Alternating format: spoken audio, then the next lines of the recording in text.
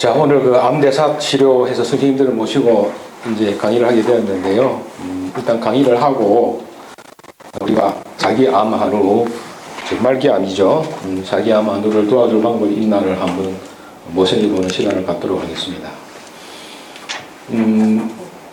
우리 의사 선생님들이고 암 환자고 다들 딱 바라는 게 있다면 요 암을 완치시키는 한 가지 방법이 있으면 정말 좋겠죠. 그런데 없어요. 제가 의사가 된 지 한 30년 됐는데 없더라고요. 우리 이제 제약회사에서 뭐 그때 수많은 약이 나왔지 않습니까? 그죠? 막 금방 암이 정복될 것 같이 하지만 사실은 없습니다. 그죠? 저도 한 15년, 20년 동안 어떻게 특히 사기암 환자를 도울 방법이 없나를 많이 공부하고 생각했는데 뭐 온갖 공부를 다 했습니다. 지금도 임상에서 많이 하는 뭐 거선치료, 췌장요소 치료 등등등 임상 적용을 했지만 한 가지 방법은 없다는 거. 이거 꼭 기억하시고 특히 암 한우분들 특히 그렇습니다. 이제 제가 암 대사 치료를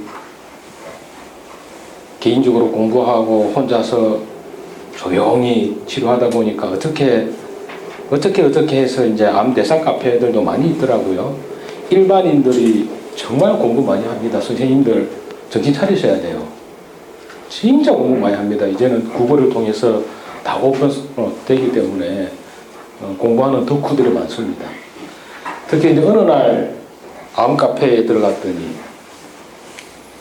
20HT를 다시 검색해 보았어요. 그랬더니 이걸 억제하는 물질을 투여했더니 전이능, 정의하는 방법을 보셨네요. 이거 일반인이 올린 겁니다. 대사 카페에. 근거를 이렇게 영어로. 그 물질이 뭐 아이솔리킨트 제닌이라는 물질이 있는데 이게 감초 성분이네요. 이런 식으로 진짜 나무만 보는 거는 우리 일반인들이 훨씬 더 많이 압니다. 저도 많이 배워요. 그런데 이분들이 단점이 있죠. 숲을 못 보죠. 컨트롤러가 안 되는 겁니다. 그걸 해줘야 될 게 선생님들의 역할이에요. 암만 일반인들이 공부 많이 해봤자 의학, 인간의 몸과 마음에 대한 이해가 안 되기 때문에 전체를 다룰 수 없거든요. 그럼 우리는 알고 있지 않습니까? 특히 기능의학 하신 선생님들은. 이게 이제 아라비돌 액기도의 하나의 분과거든요. 그 20HT가 뭐 바소컨스트릭트고 혈관 수축시키고 뭐 혈관 행성 인자를 정책시키고 등등등이 있는데 그럼 얘만 억제한다고 됩니까? 원 오리지널은 뭡니까? 전체적으로 보면 오메가6와 오메가3 밸런스죠. 그죠? 오메가6에는 가장 강력한 안티 인플라마토리인 시리즈 1의 프로스타글란딘들이 있고 식이요법이나 라이프 스타일에서 찾아야 되고 오메가3를 좀 더 증가시키는 쪽으로 가면 조절이 된단 말이죠. 이런 전체적인 숲을 못 보기 때문에 물론 여기서 기능의학을 배우시지 않은 선생님은 잠시 좀 당황스러울 거예요. 이제 일단은 기능의학을 다 배우신 선생님이라고 생각하고 이런 말씀 드리겠습니다. 그래서 일반 한우들은 이런 전체를 못 본단 말입니다. 어떻게 조절을 해줘야 될지, 어떻게 한우를 컨트롤해야 될지 이제 그런 걸 중요한 것 같고요. 그래서 저도 참 많이 느꼈어요. 아, 정말 많이들 공부하고 있구나. 자, 이제 좀 봅시다. 우리 한번 반성해 볼 시간인데요. 지금 암은 Cancer is a genetic disease라고 하는 게 지금 주류학이죠. 그 주류의 중심이 이제 와인버그라는 이분입니다. 그래서 암은 유전자 질환이기 때문에 그에 맞게 나온 치료법이 케모테라피, 화학요법, 표적치료, 방사선, 뭐 면역치료 등등등이죠. 그죠? 그 다음에 또 생각하는 게 요즘 이제 일반인들 중심으로 자연치유라는 말을 많이 씁니다. 암 환우들한테 많이 들어요. 저는 항암제 받기 싫어서 저 자연치유 할래요. 그렇게 해왔어요. 하다 보니까 어느 정도 암은 정지되다 다시 커집니다. 많은 말을 들었어요. 자연치유가는 기본적으로 해야 되는 거예요. 뭐가 자연치유일까요? 우리의 식이요법, 그죠? 자연에 있는 물질 그대로 식이요법을 유지하고 거기다 몇 가지 허브나 약초를 묻는 그게 자연치유인데 제가 항상 환자들한테 이야기합니다. 특히 사기암 환자를 케모테라피만으로 치료해야 된다는 그 편견을 가지신 그분들이나 자연치유만을 해서 자연치유만을 해야 치료해야 된다는 분들이나 똑같은 편견이라고. 그 두 개를 합쳐야죠, 답니다. 현대의학의 도움을 받으면서도 기본적인 거죠. 자연치유는 기본적이에요. 그러면서 우리가 할 수 있는 모든 방법을 이제 동원해야 되죠. 정말 자연치유는 기본적인 방법입니다. 식이요법과 우리 환경을 개선시키는 거죠. 그래서 이제 대사치료는 이 식이요법을 아주 기본으로 하는 겁니다. 그래서 우리 이미 피지올로지, 생리, 우리 몸 대사는 알고 있지 않습니까? 그죠? 거기다 패솔로지가 뭡니까? 병리학, 암의 대사를 또 공부해서 함께 식이요법과 함께 이제 아주 중요한 무기가 주어졌기 때문에 그게 이제 일반 약물 항암치료 이렇게 표현을 해놨는데 우리가 예전에 쓰고 지금도 즐기 쓰고 있는 약물들 중에서 뭐 250여 가지가 항암 효과가 있는 약들이에요. 즉 목적이 다른 거죠. 리프포징 드러그라고 그러죠. 그 중에서 이제 가장 합리적이고 암의 대사를 제어하는 약을 오늘 소개해 드릴 거고요. 또 그것만 되느냐. 할 수 있으면 우리가 할 수 있는 면역 치료, 기존에 나와 있는 툴들이 많지 않습니까? 그죠? 뭐, 고압산소 치료, 뭐, 자닥신, 사이보겐 알파죠. 같은 면역 치료, 암노바, 고주파 치료 분명히 도움 되거든요. 이런 걸 다 함께 아울러서 통합적인 방법으로 가자는 거죠. 그런데 이제 이 와인버가 주창한 주류의학의 제네틱 디즈와 반대편, 뭐 반대편이라 그런 표현은 좀 그렇습니다만, 이 이제 세이프리드, 토마스 세이프리가 cancer is genetic disease, 메타볼릭 디즈라고 해가지고 책을 썼죠. 그래서 제가 5년 전에 이 책을 번역했습니다. 우리 공부 모임에서. 암은 대사질환이다. 이 책은 거의 뭐 텍스트적인 성격이 있어요. 또 한 가지 해야 될 거는 이분은 또 케톤 다이어트를 아주 신봉합니다.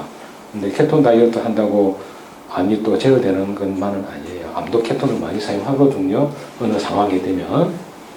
그래서 이걸 적절히 사용해야 됩니다. 그래서 이 책은 한번 꼭 구매하셔서 읽어보시면 좀 어렵습니다. 책이. 어려운데 우리가 알고 있던 암은 제네틱 유전적 질환이라는 게 아니구나. 아닐 수도 있구나. 왜? 저는 이 치료를 제네틱 체인지는 결과라고 생각해요. 정상이란 말이죠. 어떤 원인에 의해서 유전자 변이가 온 거지 유전자 변이에 의해서 암이 생성되는 건 아니다. 라는 게 좀 맞는 것 같아요. 우리 어떻게 보면 그러지 않습니까? 어느 날 우리가 대부분의 사람들이 하루에 5천 개인가? 5천 개인가요? 5만 개인가요? 5천 개인가?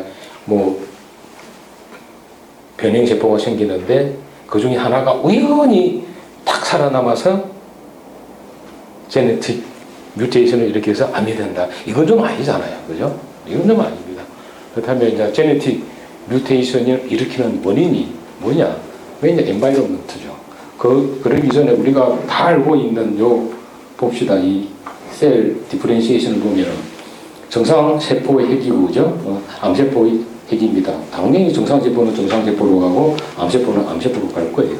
그런데 이제 재밌는 게, 암세포의 핵에다가 정상세포의 세포질을 이렇게 했더니, 우리가 제네틱이 원인이라면, 분명히 암세포로 가야 되는데, 정상세포로 분화된단 말이죠.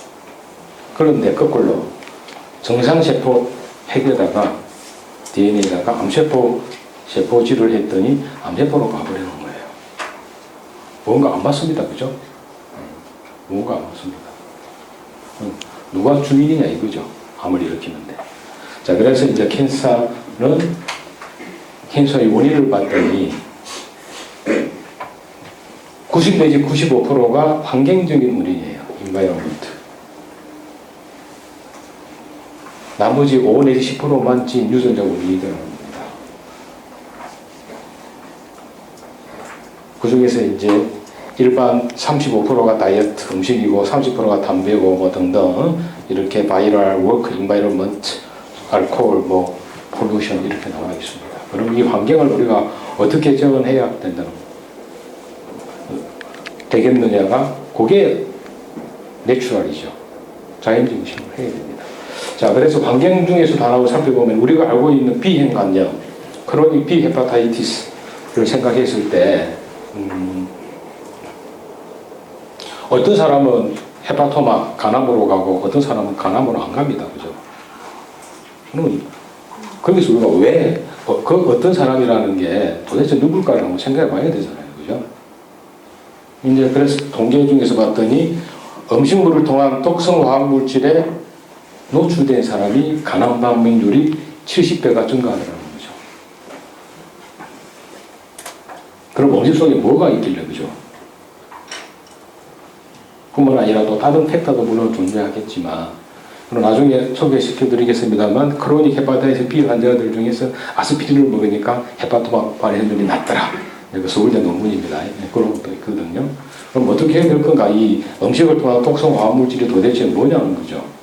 뭐 이런 것들이죠. 우리가 같은 농약이 있더라도 농약 두 개가 합쳐지니까 독성이 50배 증가하더라. 또 우리 식품 첨가물 가장 많이 사용하는 아스파탐, MSG, 황색, 청색 이런 것들을 해봤더니 계열적일 때보다 7배나 강력하더라, 독성이.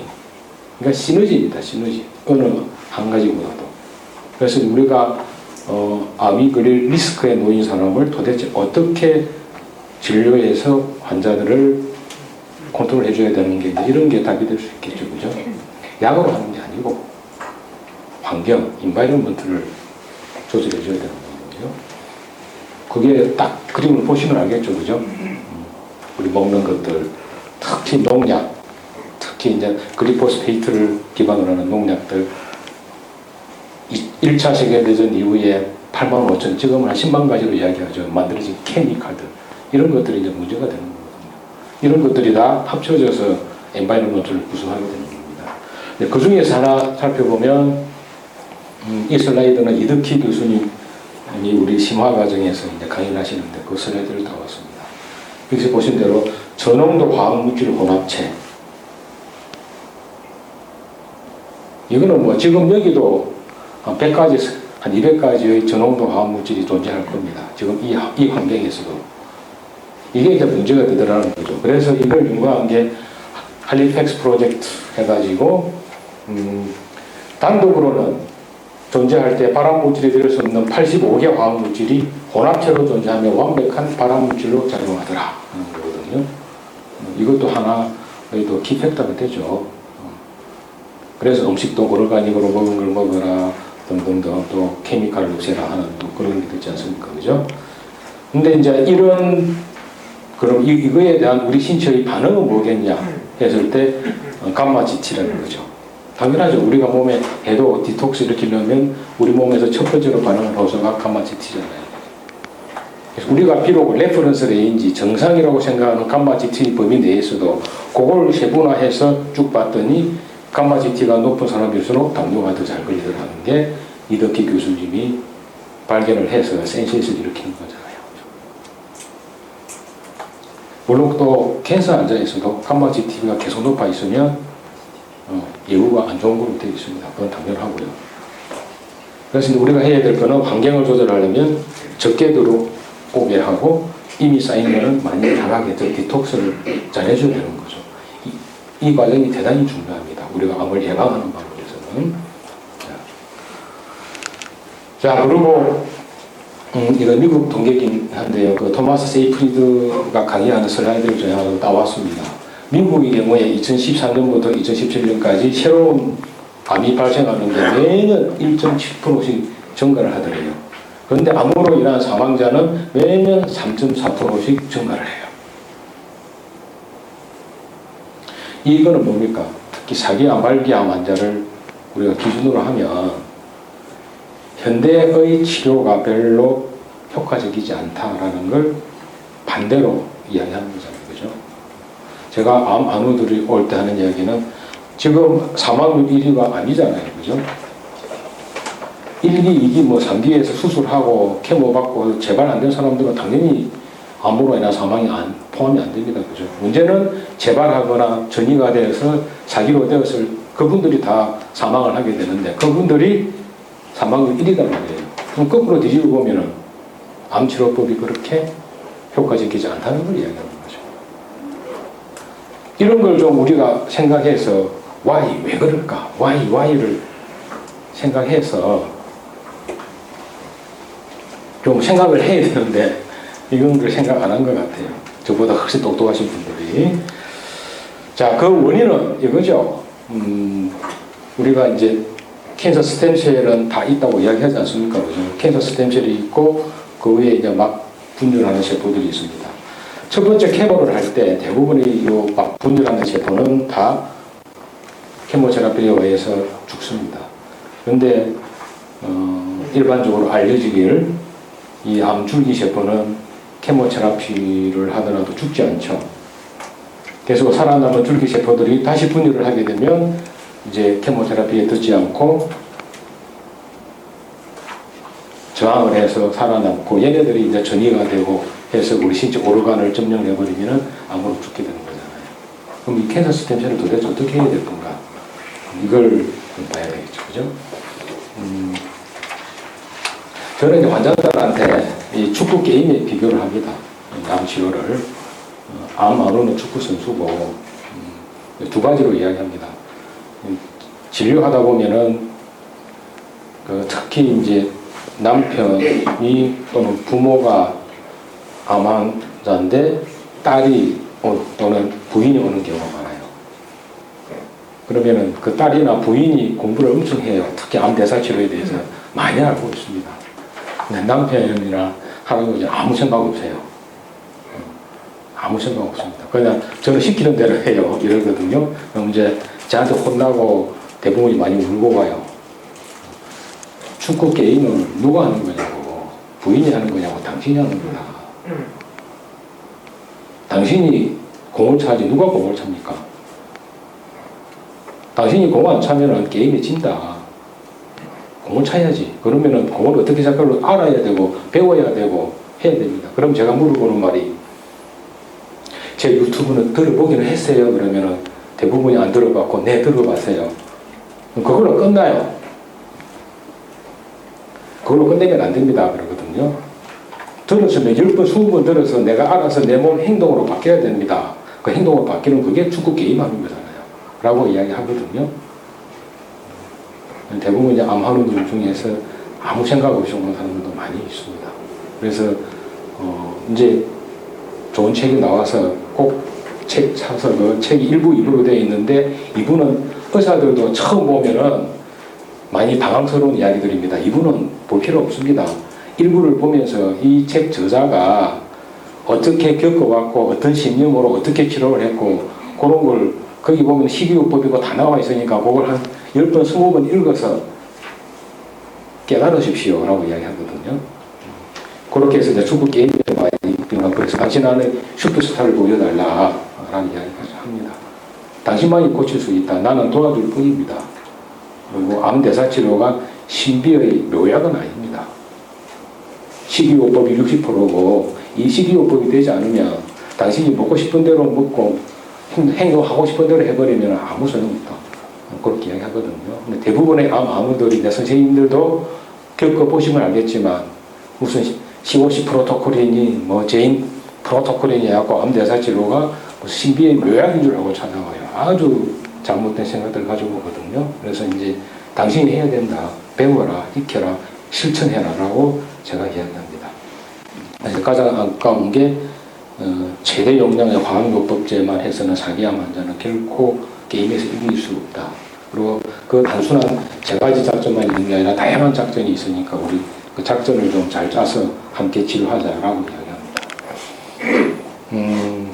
다행히 이제 이 제인 맥클렌이라는 여자인데 참 고맙더라고요. 저도 이제 그동안 식이요법, 뭐 췌장요소 치료, 뭐 거선요법 등등 하면서 뭐 하나 좀 임팩트 있게 도와줄 거 없나를 찾고 있었고, 우리 이미 알고 있잖아요. 뭐 메포닌 같은 거 항암 효과 있다, 뭐 셀레콕식 같은 거 안티인플라마토리 에이전트니까 뭐 대장암에 좋다. 그런 논문을 우리 많이 접했잖아요, 그죠? 그런 걸 좀 해봐도 어떤 경우는 효과가 있고 어떤 경우는 없단 말이죠. 참 고민이었는데 한 1년 전에 우연히 이제 안 공부한다고 동영상 50개를 구매했는데 그 중에 오프라벨 드럽 강의가 있어서 궁금해서 탐구를 봤더니 진짜 찾고 있던 너무나 고마운 게 있길래 당장 책을 주문해서 읽어보니까 너무나 제가 행복한 거예요. 왜냐 그러면 제가 공부해야 될 5년 10년 해야 될 걸 만들어 놨더라고, 미리 공부해서. 그리고 이제 그 확인 과정, 그 책에 나오는 논문을 제가 거의 절반은 다 읽어봤습니다. 다 근거가 있고 다. 그러니까 이 대사 치료는 어느 뭐 논문이 없고 근거가 없는 치료가 아닙니다. 단지 뭐라 그럴까요? 이념의 차이, 너무 좀 거창하게 이야기하면 인식의 차이일 뿐이에요. 암을 바라보는 시각에 대한. 그래서 너무나 행복했습니다. 그리고 이 책을 읽어보시면 알겠지만 중간에 이제 케어 온콜로지 클리닉, 요새 모 PD가 인터뷰를 해서 누구랑 인터뷰를 했습니까? 이분 로빈 베네스트라는 분이 약사입니다. 이분이 케어 온콜로지 클리닉이라는 의원이에요. 의원을 만들어서 하고 있었죠. 근데 각각 따로 맥클런에는 자기가 살기 위해서 공부했었고요.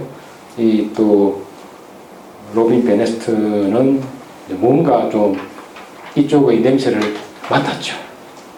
우리가 갖고 있는 기존 약 중에서도 얼마든지 항암제 많이 있다는 거 알고 그걸 찾고 있었던 거죠. 이 프로토콜은 나중에 제가 말씀드릴게요. 그래서 이제 아마 찾으면 나올 겁니다. 선생님들께서도 좀 보시고요. 근데 문제는 미리 좀 말씀드리자면 지금 동물 기생충약에 대한 아주 잘못된 열풍이 지금 암 환자들 사이에 돌고 있습니다. 자기들 나름대로 먹고 있어요. 참 안타까운 경우들이 많아요. 함께 해야 되는데 또 그게 하나 무슨 대단한 약인 줄 알고 대단한 약은 대단한 약이에요. 근데 그 한 가지만으로는 안 된단 말입니다. 근데 그 한 가지로 될 줄 알고 모든 암 환자들이 그냥 동물 기생충약을 먹다 보니까 지금 이런 사태가 좀 벌어지고 있거든요. 그걸 보고 너무나 안타까워서 제가 선생님들을 이렇게 모시고 지금 말씀드리는 거거든요. 함께 배워서 제가 배운 걸 다 나눠드리고 암 환자들을 도와주자고. 이제 제인 맥클러렌이 주장하는 건데 저도 뭐 동의합니다. 우리가 암이라는 놈이 생겨서 성장해서 퍼질 때까지는 우리가 이미 알고 있습니다. 그죠?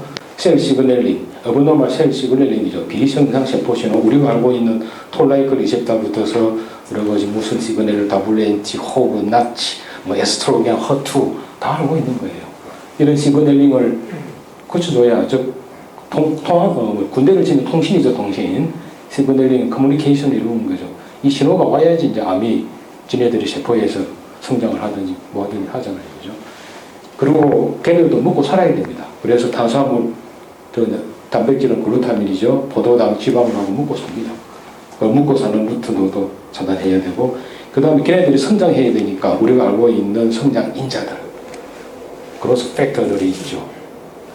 그리고 전이해야 되니까 MMP, 2, 3, 9 같은 것들, 이런 것들이 또 신호를 잡아주고 신호를 주고 이런 요소들이 있어야지 또 전이가 일어납니다. 그 외에 핵심적인 거는 또 우리 면역계죠, 그죠? 특히 이제 TH1이 사이토톡식 이펙트라는 TH 세포들이 T 림포사이트들이 펑션을 제대로 못하는 건 우리가 이미 알고 있습니다. 그죠? 이거에 대한 조치. 그래서 이런 걸 한꺼번에 다 같이 해줘야 되는 거죠. 이런 걸 한꺼번에 다 같이 잡아주는 공동분모가 없나를 찾은 거죠. 여러 가지 공부와 연구를 통해서 그걸 찾았고, 그게 이제 리프포즈 드럭과 영양치료제들이에요. 서플리먼트. 그걸 합쳐서 하는 거고, 결국 이제 암세포를 죽여야 되니까 빨리 분열하는 세포를 죽이는 거는 뭐 1등이 케모테라피입니다. 그죠? 거기다 이제 다른 걸 합치자 그러면 좀 이따 뒤에 놓습니다. 고주파 치료 이걸 넣는데 그거 좀 이따 소개시켜 드릴 거예요. 근데 이 비정상 세포 신호를 가장 한꺼번에 싹 없앨 수 있는 게 뭡니까? 식이 라이프 스타일이에요. 먹는 거, 운동하는 거, 잠자는 거. 이 라이프 스타일의 제대로 된 변화를 주면서 해야 되는 거죠. 자, 그래서 이제 우리가 다이어트, 특히 이 라이프 스타일 중에 먹는 거 대단히 중요하죠. 그죠? 그 다음에 운동. 이 운동을 또 많이 강구하더래요, 우리 한화들은. 특히 지금 제가 있는 경우는 무슨 프로그램 한다 그래서 프로그램들 하면서 공부하면서 스트레스 바쁘지 운동들을 좀 제대로 못하는 경향이 있어서 안타깝긴 해요. 그 다음에 약물들과 이런 서플리먼트 이러한 것들을 통해서 우리가 암에다가 한번 카운터 펀치를 매기는 암의 기운을 빼는 이런 치료들을 하게 해야 되는 거죠. 자, 그래서 라이프 스타일이 얼마나 중요하냐면 이 빨간 거 이게 이제 온코진이거든요. 암을 일으키는 원인, 캔서 코징 진들인데 이게 이제 어느 순간에 싹 꺼집니다. 온데다 오프 되어버리는 거죠. 이게 이제 라이프 스타일 체인지예요. 여기 보면 인텐시브 라이프 스타일 체인지 이렇게 되어 있지 않습니까? 그죠? 이 라이프 스타일은 정말 특히 음식에 대한 거는 암만 강조해도 지나치지 않습니다. 그래서 이제 음식을 어떻게 먹어야 될 것인가 이 부분을 이야기하면 우리 암 환우들이 절망감을 느껴요. 어떻게 이렇게 살아요? 어떻게 평생 이렇게 살아요? 그럼 제가 거꾸로 저는 좀 성질이 못돼서 내가 다쳐요. 그럼 암이 걸린 상태가 있는 거죠. 너무나 중요하기 때문에 그렇습니다. 그래서 아주 기본적으로 제가 암 환우들한테 하는 게 12시간 내지 18시간 이 공복은 꼭 유지해라. 우리가 이제 간헐적 단식이라고 그러죠. 근데 일반인들은 대부분 간헐적 단식을 하면서 간헐적 폭식을 하죠. 그게 문제가 되는 거예요. 간헐적 폭식은 안 됩니다. 굶었다고 배고프다고 많이 먹어버리면 땡입니다. 그리고 특히 이거 강조해야 돼요. 과일을 포함해서 야식 금지 또는 간식 금지. 우리 인간의 본능이 뭘 먹어서 좋아지려고 그래요.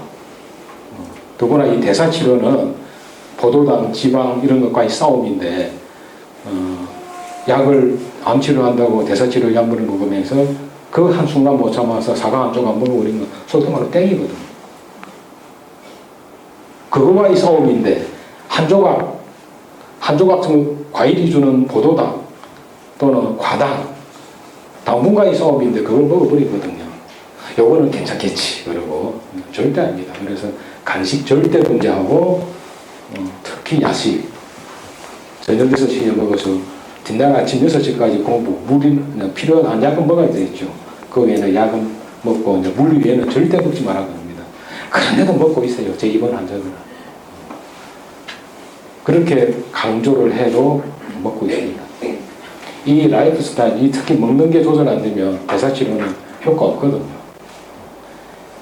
그리고 이제 들깨기름이나 아마식이름 볶지 않은 거 이제 이건 오메가3 공급도 있지만 요 대사치료의 핵심 중에 하나가 또 메벤다졸입니다. 이런 기생충 약이 제대로 흡수되려면 좀 기름 성분이 있어야 되거든요. 그래서 이걸 함께 보게 하게 되는 거고요. 보통 이제 5 내지 10cc인데 상황에 봐서 뭐 너는 5cc 먹어라 10cc 먹어라 하고 제가 정해주기도 합니다. 그리고 달고 짜고 기름지고 매운 것 금지 달짜기네.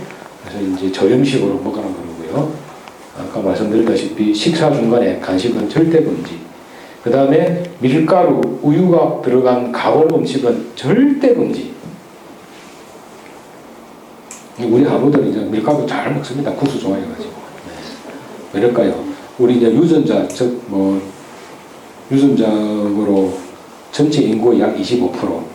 근데 만성질환 환자는 거의 50% 넘는 것 같아요. 그분들 유전적으로 지인이 글루텐에 의해서 인플라메이션이 유도되는 사람들입니다.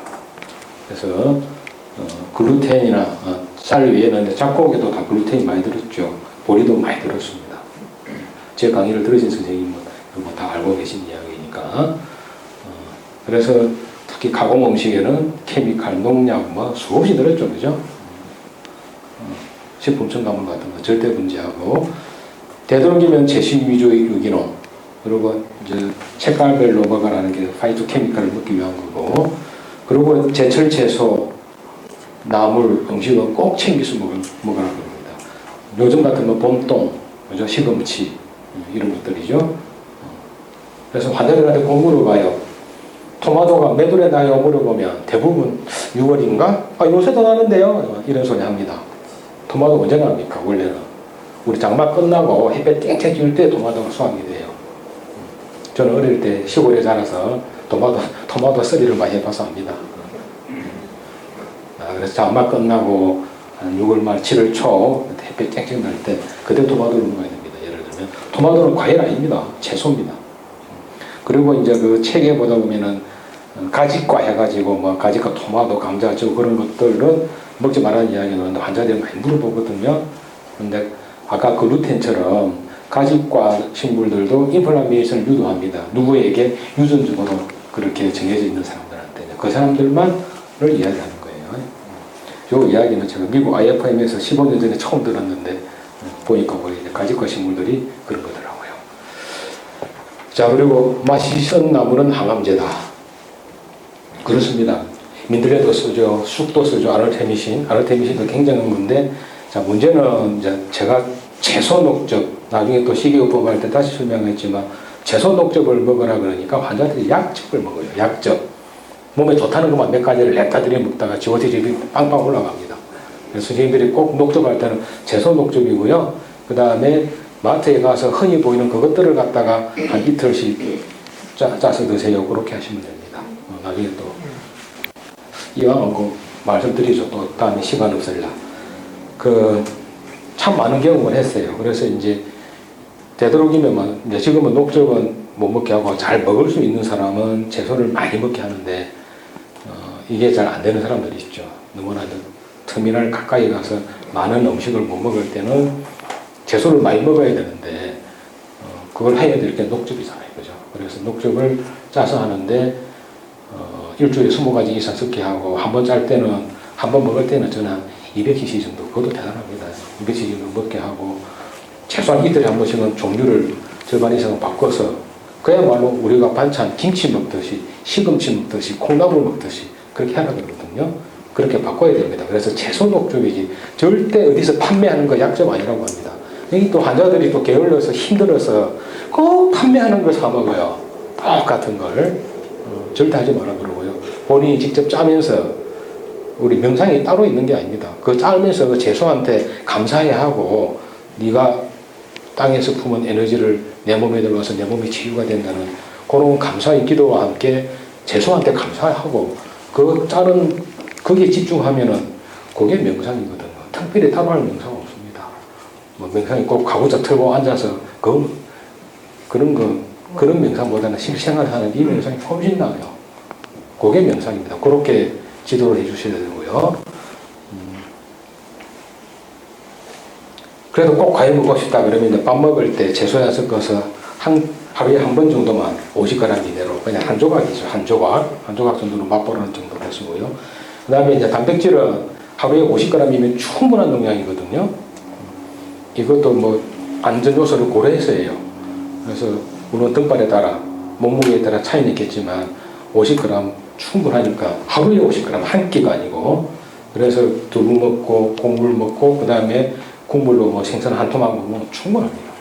그래도 이제 보충한다면 저는 멸치를 권합니다. 멸치. 다양한 아미노산이 들어있고 칼슘이 공급되고 오메가3가 공급되는 거예요.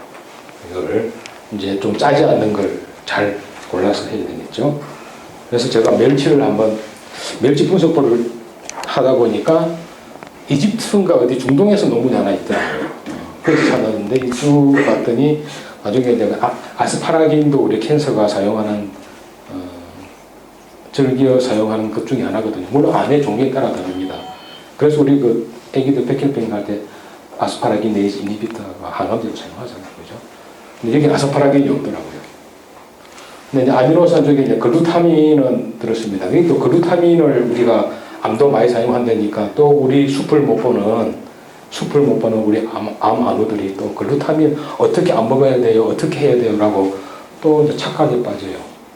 자, 잘 아시다시피 글루타민은 우리 장세포의 첫 에너지원입니다. 그죠? 이제 우리가 양날의 칼들이 몇 개 있어요. 글루타민도 그렇고 항산화제도 그렇고 글루타치온도 그렇고 그래서 글루타민은 꼭 먹어줘야 되는 겁니다. 우리가 어차피 암과 나와의 싸움이니까 우리 몸에 필요한 건 어느 정도는 먹어줘야 돼요. 우리 장세포가 바로 면역에 직결되잖아요. 그죠? 그래서 엔테로사이트 장세포가 첫 에너지원이 글루타민이에요. 그 다음에 백혈구가 사용하는 첫 에너지원도 글루타민입니다. 글루타민을 완전히 안 먹어버리면 우리가 먼저 죽어요. 이걸 이제 적절히 사용해야 됩니다. 적절히. 근데 또 글루타민을 너무 많이 먹어버리면 우리 암이 특히 말기암들이 글루타민을 많이 이용하거든요. 그럼 또 그 걔들도 멋지게 나눠주게 되는 거죠. 그래서 적절히 잘 컨트롤 해야 되는 게 이 글루타민입니다. 그래서 식이요법은 기본적으로 케토제닉 다이어트예요. 제가 이걸 이제 실수로 책에다 케톤 다이어트 했더니 이제 커뮤니케이션 오류들을 환자들이 많이 일으켜요. 저는 케토제닉 다이어트라고 했는데 저탄고지요. 바로 이렇게 해석해버려요. 내가 저탄고지란 말 안 썼는데 왜 당신은 저탄고지란 말을 쓰세요? 그러면 케톤 다이어트 저탄고지 아니에요? 그건 당신 생각이고 아닙니다. 그러고 플랜트 베이스드 케토제닉 다이어트. 그러니까 그래서 제가 이제 두 번째 책이나 또 나중에 보겠지만 제식 위주의 케톤성 다이어트. 케토제닉을 번역하려니까 케톤성이란 말을 써야 되겠더라고. 케톤성 다이어트 이렇게 표현을 했습니다. 딱 요 그림만 보면은 환자들한테 뭘 해줘야 될까 나옵니다, 그죠? 보시면 이게 이제 제가 먹는 밥이고 우리 안우들도 다 이렇게 이제 먹게 합니다. 이 사진을 제가 보여줘요, 환자들한테. 여기에 밥이 어디 있습니까?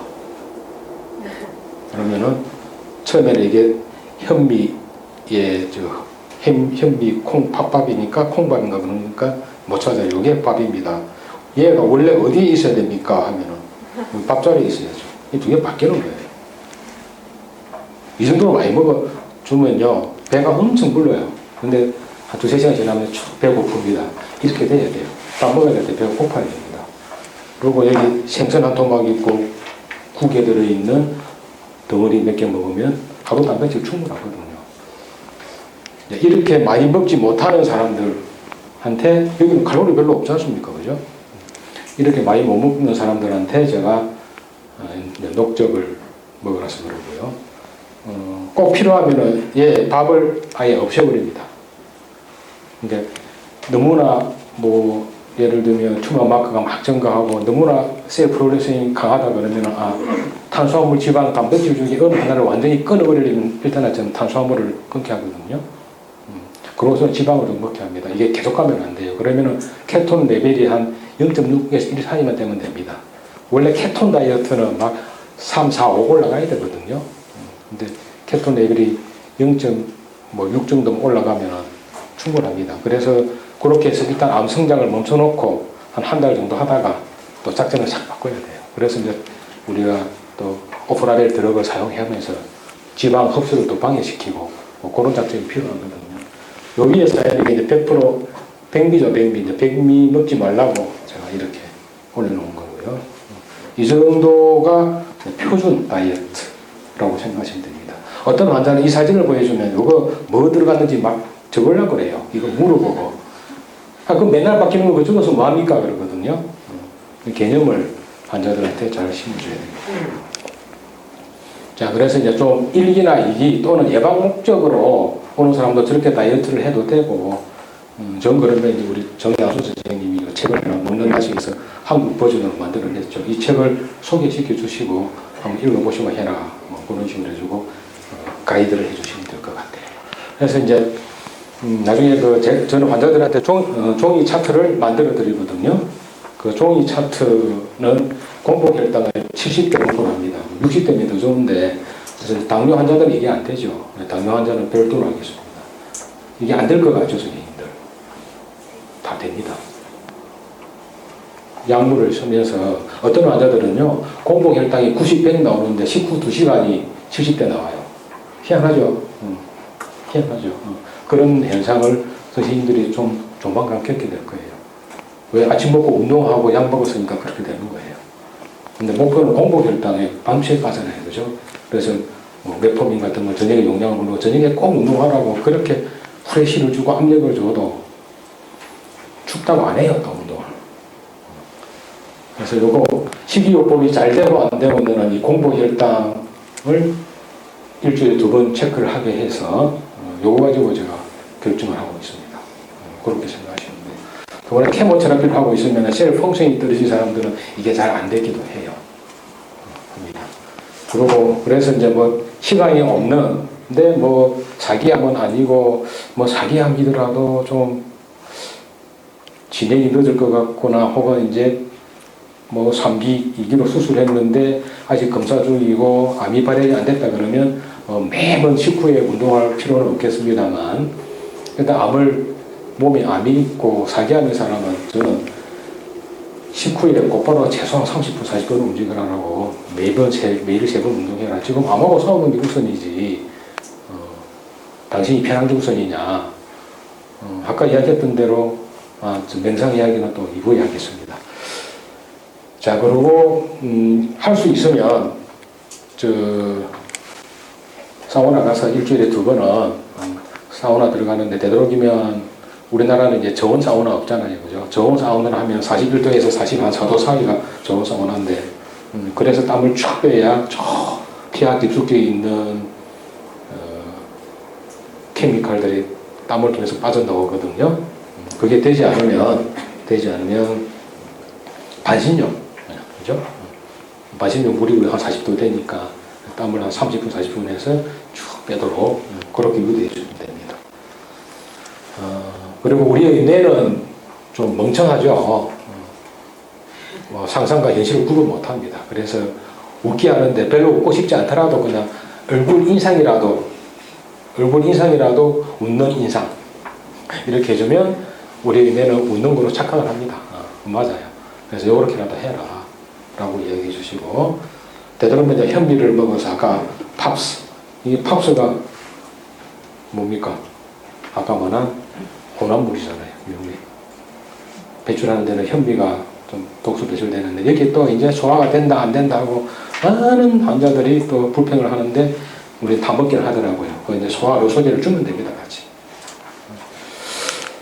자, 그리고 이제 왜 금식을 해야 되냐고 환자들이 물어볼 때 그러면 속이 비면은 우리 장은 회복하는 거거든. 우리 다 아는 거 아닙니까? 면역력의 70%가 장에서 일어납니다. 우리 장에서 면역력을 회복할 시간을 줘야죠. 그리고 배가 고플 때 특히나 금식 기간 동안에는 우리 셀 레벨에서의 어떤 해독이 일어납니다. 그걸 자가 포식이라고 그러죠. 오토파지. 우리 몸에서 쓰고 남은 다 쓰고 폐기 처분된 여러 가지 셀 오르간내를 세포 유기체들을 우리가 그걸 에너지원으로 쓰잖아요. 그런데 암도 이용해요. 암도 이용합니다. 그래서 오프라벨 드럭이 필요한 거예요. 자, 어쨌든 그런 금식기간이 필요한 거는 이런 다양한 오토파지를 통해서 우리가 몸에 있는 쓰레기 노폐물들을 우리가 스스로 이용하는 그런 작용이 있다고 이제 해주시고요. 이제 우리 시보 다 아시고 계시죠? 우리 장누수 증후군에 의해서 일어난 여러 가지 염증 변화들. 근데 이제 논문이 많죠. 케모테라피, 즉 항암 치료 중이더라도 유산균을 제대로 된 유산균을 주었을 때 항암 효과가 훨씬 높더라라는 이야기도 많고, 또 항암 치료 가기 전에 24시간 내지 48시간을 패스팅, 아예 단식을 해버리고 가면은 부작용도 훨씬 작고 항암 효과가 훨씬 많거든요. 그럼 우리가 도와줄 수 있는 패스팅은 그냥 노말사린 1리터 주사 주면서 물 먹고 가라 그러면 될 겁니다. 그죠? 근데 이제 제가 오랫동안 시보, 기능과학에서는 시보 대단히 중요하잖아요. 특히 자가 면역 질환 치료에. 제가 시보가 있어요. 온갖 걸 다 해봅니다. 참 안 나아요. 근데 제가 최근에 한 건 아까 그렇게 채소 많이 먹었잖아요. 그죠? 우리가 알기로는 채소 많이 먹으니까 프리바이오틱스가 들어가서 시보가 더 심해질 것 같죠? 아니더라고요. 싹 없어져요. 그래서 탄수화물 같아요. 주부분. 탄수화물을 확 줄이니까 시보가 없어져요. 그러다 이제 주말 되면 또 시보가 잘 생깁니다. 왜 그럴까요? 집에 오면은 이제 밥 한 공기를 퍼주니까 그냥 먹으니까 또 하루 지나면은 시보가 생겨요. 그냥 뭐 저 개인적인 소리고, 그런데 제가 객관적으로 살펴보니까 그래요. 이전의 요양병원에서는 식이요법이 안 돼가지고 환자들이 시보가 그렇게 많거든요. 케모테라피 하는 사람들이 시보 굉장히 많아요. 근데 이 병원 왔더니 가스 찬다는 사람 아직 한 명도 못 봤어요. 2달 동안에. 이 식이요법 이렇게 해주고 탄수화물을 확 줄여버리니까 시보가 없는 거예요. 그래서 이거 암세포도 세포 단일 세포잖아요. 박테리아도 하나 단일 세포잖아요. 얘네들이 분열하고 증식할 때는 정말 탄수화물이 중요한 역할을 하겠다라는 생각을 다시 한번 해봤습니다. 자, 그래서 이제 환자들이 또 유산균제를 또 자기들은 공부 많이 합니다. 암 환우분들이.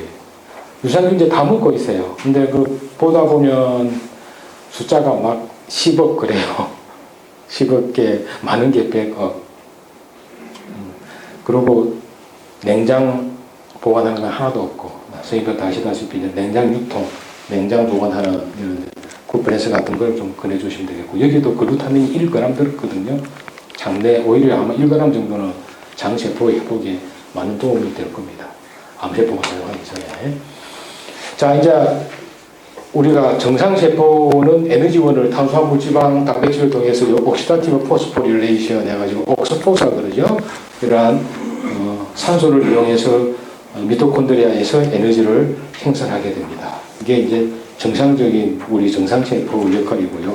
근데 이제 암세포는 이 미토콘드리아의 기능을 제대로 하지 못한다 그래서 1930년대인가요? 그때 오토 와버그, 독일 말로는 바르브로드죠. 오토 와버그가 에어로빅 글라이콜라이시스, 즉 에어로빅 글라이콜라이시스는 뭐니까 그냥 우리가 호기성 해당 작용인데 좀 말이 어렵죠. 산소를 이용하지 않는데 산소가 많은 환경에서도 퍼멘테이션, 발효를 이용해서 당을 분해한다. 그래서 에어로빅 글라이콜라이시스 그러죠. 요걸 이제 발견한 게 이제 오토 와버그의 업적이죠. 근데 요것만 하는 줄 알았더니 나중에 암이 진행되고 터미널로 가니까 역시 암세포도 미토콘드리아를 이용한 옥스포스를 좀 이용하기도 하고 나중에는 지방도 이용하고 케톤도 이용하더라는 거죠. 근데 이제 뭐니 해도 물론 전립선 암이나 흑색종, 멜라노마 같은 경우는 탄수화물보다는 지방 쪽 대사를 더 많이 이용하죠. 몇몇 암을 제외하고는 대부분 포도당, 즉 탄수화물이 있으면 충분히 닿습니다. 그래서 제1 목표는 탄수화물을 억제시켜주는 그런 작용을 해야 되죠. 적게 먹고 억제시키고. 이게 주 루트가 되고 암세포도 지방, 글루타민, 또 케톤 다 이용합니다. 단지 처음에는 이제 미토콘드리아를 이용하지 못하게 되죠. 그래서 이제 이 대사치료라는 거는 요 슬라이드는 케어 온콜로지 클리닉에 있는 홈페이지에 있는 거 제가 나왔습니다. 그래서 이제 이런 암세포가 사용하는 에너지 대사 루트를 차단시키자 한 게 이제 메트포민이나 스타틴 또는 메벤다졸 이런 걸 사용해서 막자는 거죠. 그래서 케어 온콜로지 클리닉의 프로토콜은 간단합니다. 메벤다졸과 스타틴과 메트포민과 독시사이클린 이렇게 사용하는 거죠. 이 네 가지 단순한 거 이거는 의사들이면 누구나 다 처방해주면 특히 케모테라피와 함께 하는 거니까 환자들이 도움을 받을 겁니다. 이게 이제 이렇게 하자는 게 케어 온콜로지 클리닉이고요. 그래서 이제 유전자 질환이 중요한데 유전 환자들이 암세포 하면은 조직 검사에서 유전자 정보가 있죠. 예를 들면 PI3K나 AKT 액티베이션을 보는 건데 이게 증가됐다 그러면 글루코스 트랜스포트나 글라이콜라이시스, 라이포게네시스 이런 탄수화물과 지방의 대사가 더 활발해진다는 거죠. 예를 들면 레이오마이어 사르코마도 요 방금 말씀드린 그 패스웨이가 하이퍼 액티베이션 되니까 이제 그에 따라서 요 부분의 대사를 막는 걸 좀 더 강화시켜주면 되겠죠. 이런 식으로 유전자 정보, 즉 조직 검사를 활용할 수 있겠고요.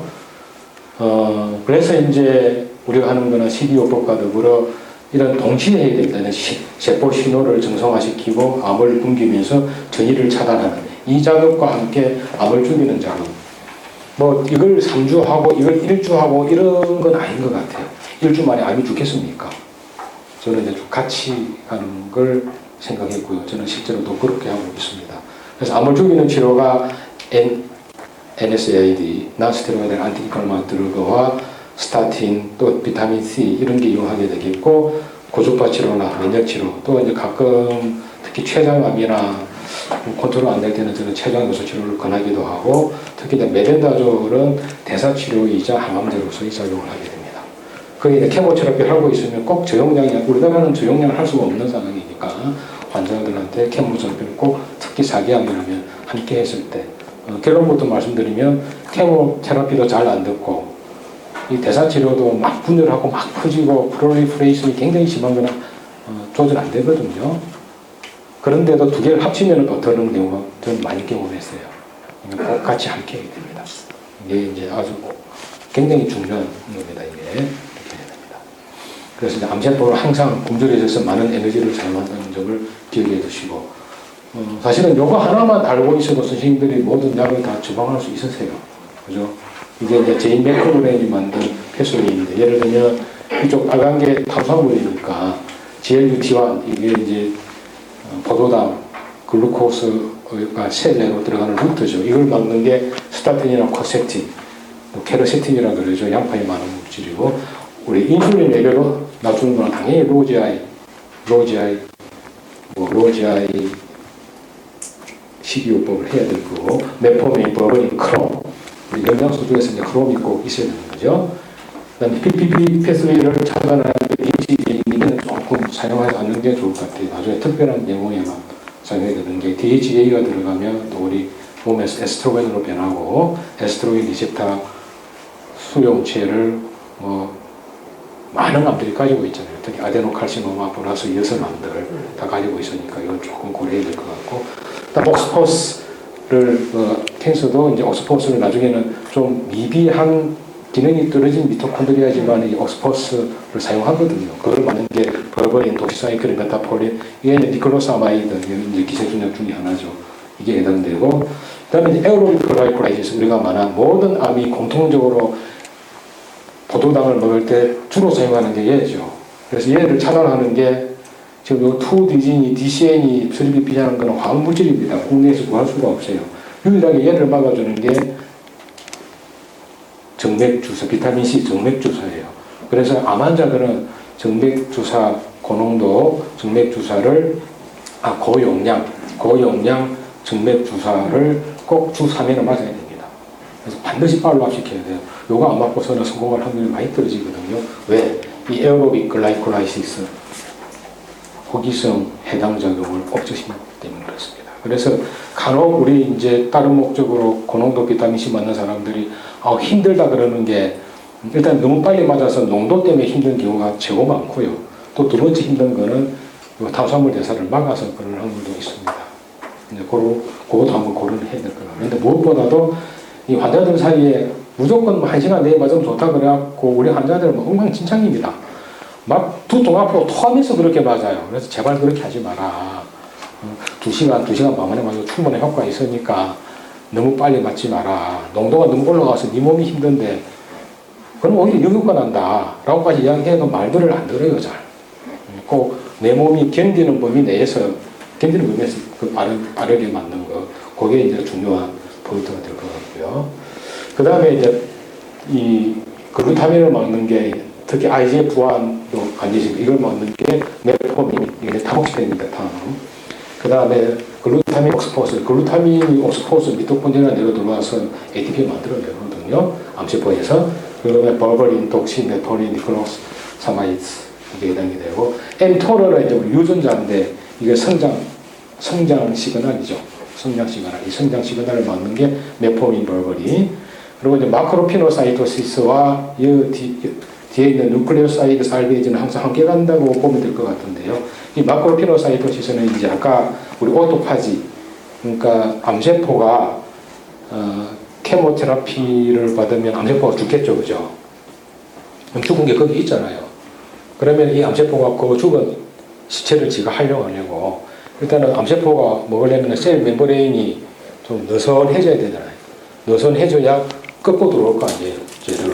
그걸 느슨하게 만드는 게 그 과정을 마크로피노사이토시스라고 그러고, 그걸 잡아채서 에너지로 만드는 게 누클레오사이드 살베이지, 이렇게 좀 간단히, 정확한 표현은 아닌데 이렇게 이해하시면 될 것 같아요. 그걸 막아주는 게 클로로킨, 하이드로클로로킨, 우리 안티 말라리아를 들어가이자 우리 루마티즘 환자들한테 쓰는 약이죠. 이거고, 이거는 디피리다몰. 이 디피리다몰이 이제 항혈전제로 사용하죠. 뇌경색 환자한테 루틴으로 사용하죠. 그런 약입니다.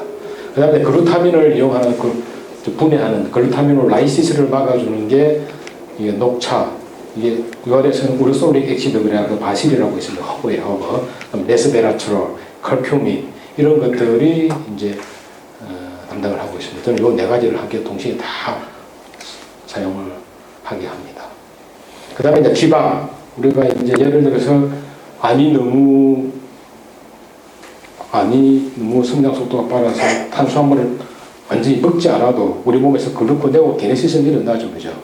그걸 막아주면서 이런 것들을 조금 쓰면서 그 다음에 이제 칼로리는 좀 섭취해야 되니까 줘야 될 게 지방이잖아요. 그게 케톤당이 되잖아요.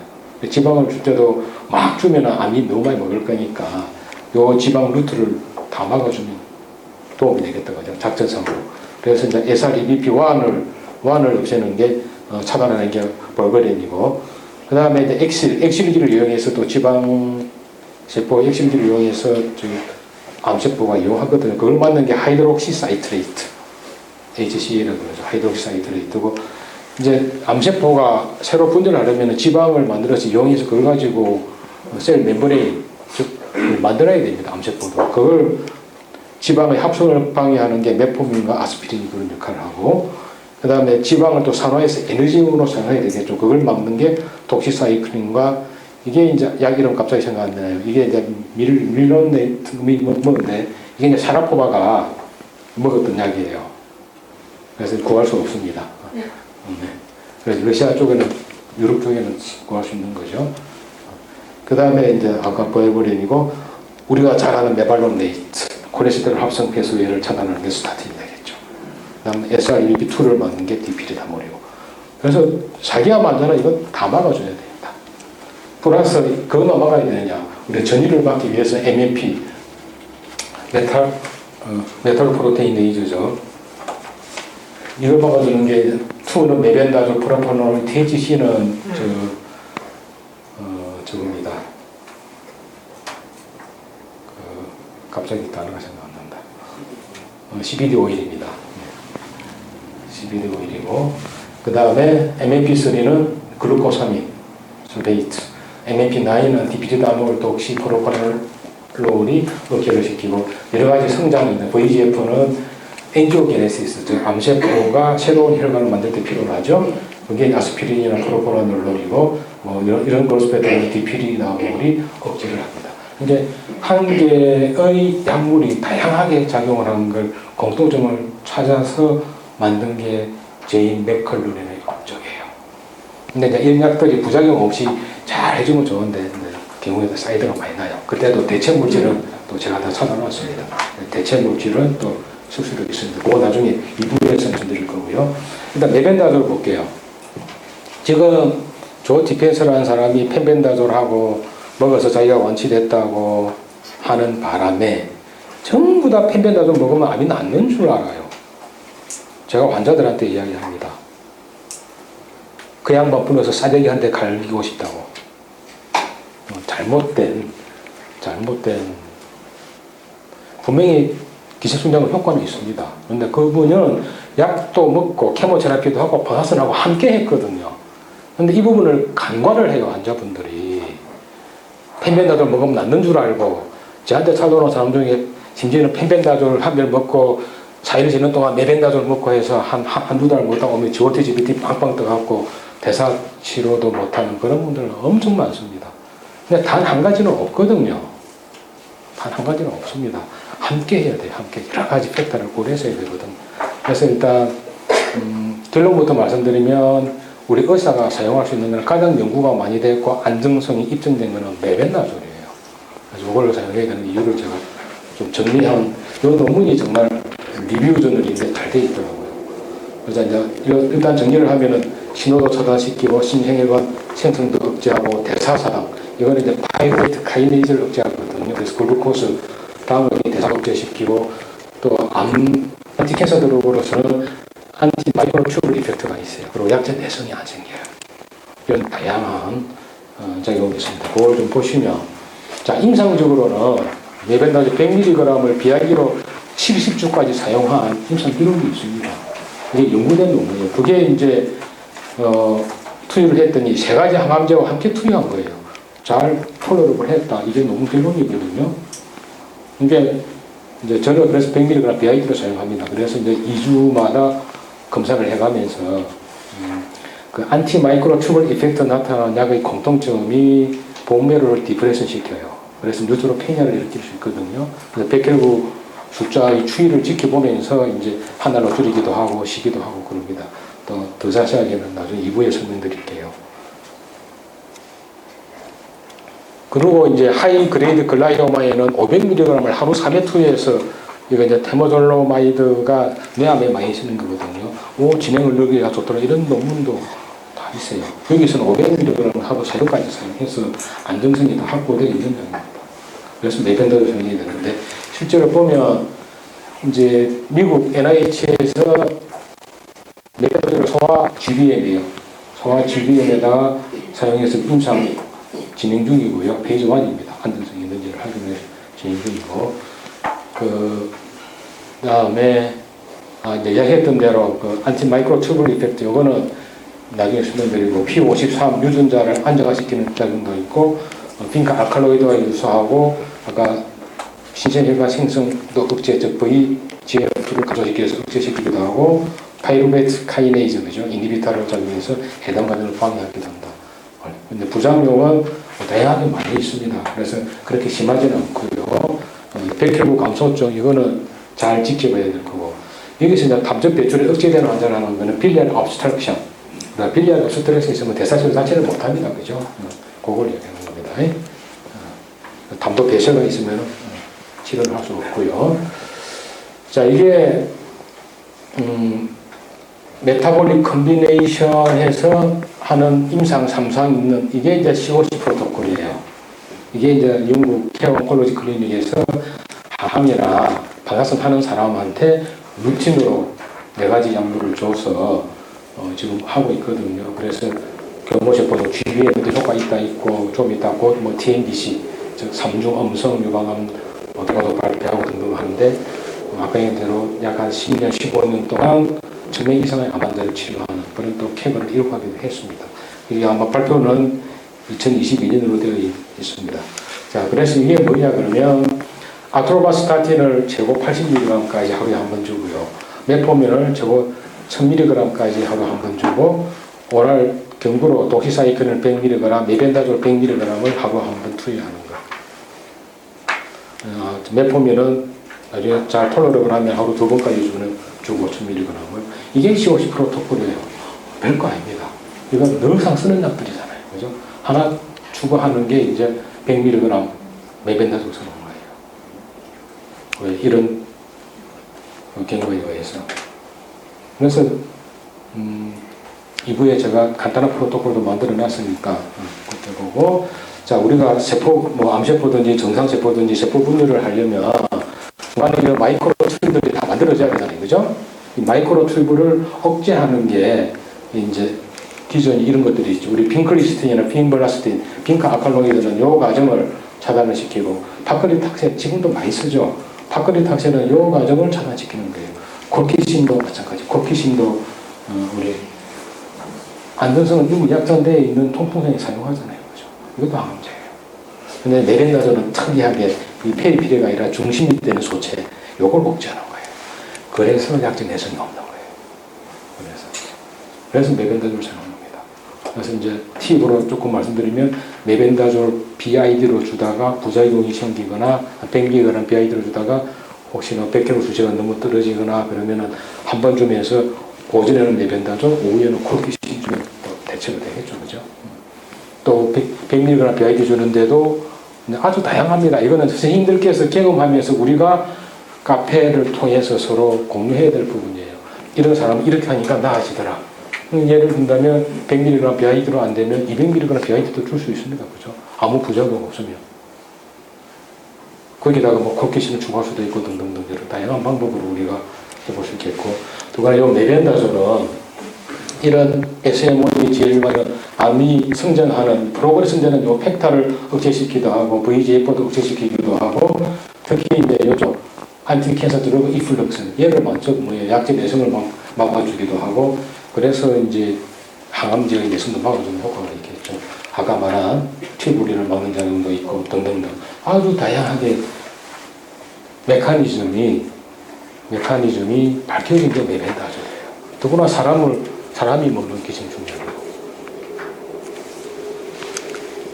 자, 이제 벤진미다졸이라고 그러죠. 메벤다졸, 펜벤다졸, 알벤다졸. 물론 용해는 녹는 거는 알벤다졸이 훨씬 더 잘 녹습니다. 근데 이제 구조는 같지만 같은 벤진미다졸 계통이지만 요 기가 조금씩 다르죠. 그죠? 기에 따른 거에 따라서 뭐 효과는 약간씩은 다를 수 있습니다. 근데 이제 안전성이 입증된 게 메벤다졸이고 특히 안전이 되게 중요하죠. 자, 그래서 이제 알벤다졸을 어떻게 청년들 구글 검색해 보시면 알벤다졸과 캔서 치료에 대해서 논문은 많이 있습니다. 셀 라인으로. 근데 임상 논문은 조금 부족하긴 한데 이게 이제 제가 처음 찾아봤던 파이로스타기 한 거예요. 알벤다졸을 킬로그램당 10mg을 디바이드 2로 나누어서 28일 동안 주었는데 몇 명 안 됩니다. 7명인가 그럴 거예요. 파일럿으로 해봤어요.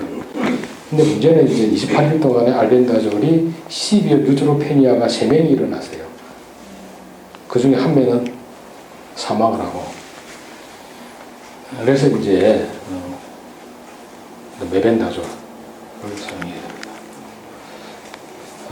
이제 좀 의학적인 거는 제가 좀 간단히 소개만 시키도록 할게요. 의학 메커니즘 같은 거는 각 약마다 왜냐 그러면 선생님들께서 구글에서 공부해 보시면 됩니다. 그죠? 그것까지 자세하게 제가 설명할 수는 없으니까 간단하게 했는데 이제 클로로킨이 양다리 칼날이다 오토파지에서 아까 말씀드렸죠. 그죠? 근데 이게 여기서 말하는 거는 예를 들어서 시스플라틴 지금도 카보플라틴에서 많이 쓰거든요. 루틴으로 사용합니다. 시스플라틴 같은 경우는 이제 곧 암세포에 의해서 저항이 생겨요. 근데 시스플라틴에 클로로킨을 함께 주니까 시스플라틴 센시티비티를 증가시키는데 키드니를 좀 인주리를 주는 그런 게 있어서 잘 사용해야 된다는 건데 그러면 뭐 시스플라틴 투여되기 전까지만 주고 함께 투여 안 하면 그래서 효과가 보겠죠. 그런데 문제는 우리가 클로로킨 하나만 사용하는 게 아니고 다양하게 사용하니까 문제 있습니다. 그리고 이 클로로킨은 제가 아직 그 논문을 오늘 첨부를 못했는데 캔서 셀, 케모테라피 하고 나면은 캔서 셀에 에이팝토시스가 일어나죠. 근데 그거 조금 억제시킬 수 있다 그래서 이 클로로킨은 제가 케모테라피 가기 전에 못 먹게 하는데 우리가 지금 제가 일단은 이렇게 합시다. 항암제 하러 가잖아요. 2주마다 3주마다 환자들이 가는데 이 대사치료도 너무 힘들어요. 이것만 해도 셀 메타볼리즘이 팍 떨어져서 환자가 피로도 많이 느끼고 밥맛도 떨어지거든요. 그래서 그냥 내일 항암 가면 오늘 저녁부터는 모든 약을 갖다가 투여 금지하고 항암하고 오면 그 뒷날부터서 대사치료하는 걸로 그렇게 정하겠습니다. 저는 지금은 이제 치료 욕심에 환자들 먹게 하거든요. 좋은 결과 만들려고. 환자들이 너무 힘들어해요. 그래서 그 기간은 좀 빼는 걸로 할게요. 일단 미리 말씀드릴게요. 나중에 또 한 번 더 강조해 드릴게요. 이런 게 있고. 예를 들면, 환자가 흡투 양성이라서 유방암 환자가 흡투 표도티로제를 쓰고 있다. 그러면 다 뺐지만, 이거 하나만은 먹어라. 가서 대원약으로 주고 몰래 먹으라 그러거든요. 이 근거에 의해서. 그 환자는 엄청 도움 받습니다. 그래서 모든 걸 금지하는 게 아니라 우리가 넣었다 뺐다 유연하게 대처해야 돼요. 환자 개개인에 따라서. 그래서 이제 이런 부분은 우리가 같이 카페에서 공유하면서 자기가 찾아본 걸 우리 공유하기 위해서 선생님들 열심히 공부하시기를 부탁드릴게요. 그리고 도시사이클린은 항암제예요, 항암제. 우리 도시사이클린 특별한 경우 얘는 잘 사용 안 하잖아요, 그죠? 그래서 보시면 이걸 한글로 바꿔놨습니다. 암줄기 세포와 다른 암세포를 차단하고 MAP도 막아주고 암세포를 직접 죽이는 효과도 있고 또 방사선 앓지 않은 사람한테는 효과를 더 증대시키기도 하고 하거든요. 그래서 이것도 저는 이제 루틴하게 반알해서 아침 저녁으로 복용시키는데 또 경우에 따라 또 톨러럽을 하면은 하루에 한 번만 줘도 됩니다. 100mg. 사람에 따라서 다르게 좀 해야 되겠죠. 더구나 이제 특히 난소암이 조금 대사치료에 얘들이 좀 저항을 많이 하더라고요. 근데 이런 사람들도 케모 레지스턴트한 난소암 환자들도 아지스로마이신이나 도시사이클린 얘네들이 그걸 좀 막아주는 그런 효과가 있는 걸로 되어 있습니다. 그래서 항암제 내성세포의 성장을 억제하고 암줄기세포를 제거하는 효과가 있더라. 그런 거고요. 그 다음에 아까 말씀드렸죠. 우리 한국 논문입니다. 한국 논문인데 만성비행 감염 환자를 아스피린을 복용한 사람을 봤더니 헤파토마, 즉 간암이 발생률이 감소하다는 내용이거든요. 이렇게 1년이 이제 쭉 갈수록 세월이 더 많이 갈수록 더 많이 감소되어서 헤파토마가 나타나고요. 실제로 이제 5년에 아스피린을 먹지 않아서 그룹과 10년 이상 먹은 그룹은 거의 2배 정도 헤파토마 발생률이 이렇게 나타납니다. 그것도 스타틴이에요. 또 스타틴도 양날의 칼날이거든요. 스타틴 자체를 봤더니 메타스타시스 전이를 감소시키고요. 그 다음에 혈관 형성 엔지오게네시스를 억제시키고 암세포 정치도 감소하고 암세포의 네크로시 즉 세포 좌멸도 증가시키고 더구나 덴드로사이트 수지상 세포의 기능을 하기시켜서 면역력도 증가시키고 이런 효과가 있어요. 그리고 먹은 봤더니 거의 모든 암의 발생률을 감소시키더라 하는 데도 스타디도 있는데 또 문제는 콜레스테롤 약을 그럼 어떤 스타틴이 가장 연구가 많이 됐냐고 봤더니 로바스타틴이 좀 부작용이 적고 많이 돼 있고 그 다음에 뭐 신바스타틴, 아토바스타틴 이렇게 되어 있습니다. 그래서 저는 로바스타틴을 좀 사용하는 편인데 왜냐하면 암세포들이 이제 처음 론칭 될 때부터 암이 이제 일으킬 수 있다는 경고가 있었죠. 경고가 있었습니다. 실제로 파르바스타틴을 3년 이상 복용하기 시작하니까 캔서 인시던스가 높아집니다. 그리고 재밌는 논문이 있는데 신바스타틴 40mg과 HTML 10mg, 바이토린이죠. 그걸 52개월, 4년 넘게 복용했더니 콜레스테롤은 확실히 떨어졌는데 사망률을 봤어요. 심혈관계로 인한 사망률은 통계학적으로 의미가 없습니다. 저하가. 근데 통계학적으로 유효한 게 암으로 인한 사망률이 67% 증가했어요. 이거 당연한 결과죠. 왜? 콜레스테롤 떨어뜨리니까 미토콘드리아 기능이 펑션이 떨어지잖아요. 코크테이 떨어져서. 그게 뭡니까? 와부그 이펙트잖아요. 미토콘드리아 기능이 떨어지고 옥스포스가 안 되는 거죠. 그래서 우리가 스타틴을 치료제로 사용할 때는 몇 달 쓰다가 또 뺐다가 넣었다 뺐다가 하는 그런 또 지혜가 필요로 합니다. 예, 스타틴도 양날의 칼입니다. 자, 항혈전제도 혹시 여기서 이제 암요양 병원 하시는 선생님은 많이 느껴보셨을 텐데 이제 예를 들어서 케모테라피 자기암으로 케모 하시는 분들 중에서 검사 결과 트롬보시스가 있어가지고 주사제든 먹는 거든 그 항혈전제를 그 케모하는 동안 계속 맞거나 복용하는 사람들이 있어요. 근데 그분들 보면은요 의외로 효과가 좋습니다. 케모테라피에 비해서. 그게 이제 이런 효과죠. 항혈전제 테라피를 하면은 간암뿐만 아니라 그런 게 좋아진다는 내용입니다. 자, 그래서 뭐 보시는 바와 같고요. 디피리다몰이 항혈전제거든요. 얘는 너무너무 농도 많고요.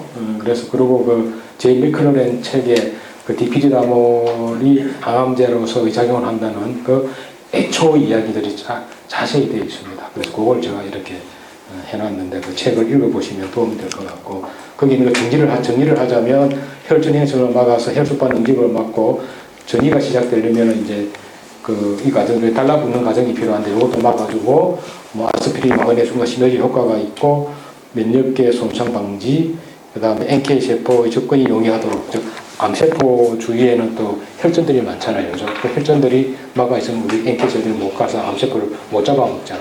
그것도 없애주면은 더 도움이 된다는 그런 내용이고 그리고 이제 아까 말한 살베이지, 누클레오사이드 살베이지, 즉 암세포가 이용하려는 에너지원을 차단시켜주는 대사치료는 여러 의미가 있는 거죠.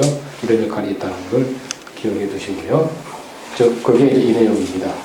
디피리다몰은 살베이지 커패시티, 즉 자가 보습作用을 억제시켜주더라. 그리고 췌장암 환자가 대부분 간 전이가 되고 나면은 3개월 내지 6개월밖에 생존하지 못합니다. 그런데 이제 가능성이죠. 췌장암의 간전이를 막아주는 효과가 디피리다몰에 있더라. 그다음에 프로파라놀롤도 지금 미국 NIH에서 하고 있더라고. 어떤 쪽이 하냐 그러면 유방암 환자들한테 케모테라피 이런 걸 하고 있습니다. 뭐 바클리 탁셀이나 뭐 트라투스맵 같은 표적 치료, 독소루비신, 사이클로포스코마 이런 항암 치료를 하는 사람한테 프로파라놀을 주는 거예요, 같이. 그랬을 때 얼마나 효과가 있나를 보는 게 벌써 또 NIH에서 하고 있습니다. 근데 이거의 특징들이 뭡니까? 약물 하나만 하는 거예요. 하나만 하는 것보다 다양하게 시너지를 위해서 함께 해야 돼요. 그래야 효과가 나타나요. 이 하나만 해도 어느 정도 효과는 있지만 이걸 무시해요. 근데 COC 프로토콜에 의해서 하는 NIH 하는 임상상상은 그나마 4가지를 하는 거잖아요. 그래서 효과가 더 좋게 나타나는 겁니다. 이 과정, 또 케모테라피하고 함께 할 때 더 효과가 좋아요. 사실은. 자, 그래서 스타팅 도저는 20mg 베이드로 하는데 저는 이제 쓸 때 10mg 1T로 시작했다가 꼭 맥박을 짚어보고 10mg BID까지 생각합니다. 자, 그리고 톰라이크 리셉터. 톰라이크 리셉터는 뭐 잘 아시다시피 시그널링의 시작이잖아요. 그죠? 시그널링 시작입니다. 그걸 막아주는 게 저형난 날트렉손이라는 거죠. 우리가 저형난 날트렉손은 또 이런 셀 시그널링 외에도 그 자체가 이제 몰핀 리셉터를 4 내지 6시간 동안 블로킹 하다가 툭 떨어지면서 나오는 오피오이드 라이크 물질, 그로스 팩터들이 나와서 면역적, 그게 신생혈관을 억제시키고 세포 증식을 억제하다는 그래서 저도 많이 썼거든요. 그래서 아다리가 잘 맞는 사람은 요거 하나만 써도 임상 효과가 케모와 함께 할 때 안 듣던 케모를 듣게 해주고 그래요. 근데 이걸 좀 더 공부해봤더니 톨라이크 리셉터가 4, 9, 4번, 9번을 얘가 막아줘요. 그래서 인플라메이션을 막아주고 시글링을 막아주는 그런 효과가 있거든요. 그래서 이제 저형난 날트렉손 있고, 우리가 MSM을 위해서 하는 거죠. MSM 그 자체로 안티캔서 이펙트가 많이 있어요. 뿐만 아니라 유방암 허투 익스프레션도 이니비션 시켜주는 이런 작용도 있습니다. MSM. 제 프로토콜에도 MSM. 그리고 이제 글루코사민 같은 거, 이런 글루코사민 설페이트 같은 게 MMP2나 MMP3를 억제시키는 그런 효과가 있거든요. MMP3 억제시키고. 메탈로 프로테인에 의해서 매트릭스 메탈로 프로테인이 있어요. 자, 그래서 1부에서는 제가 간단한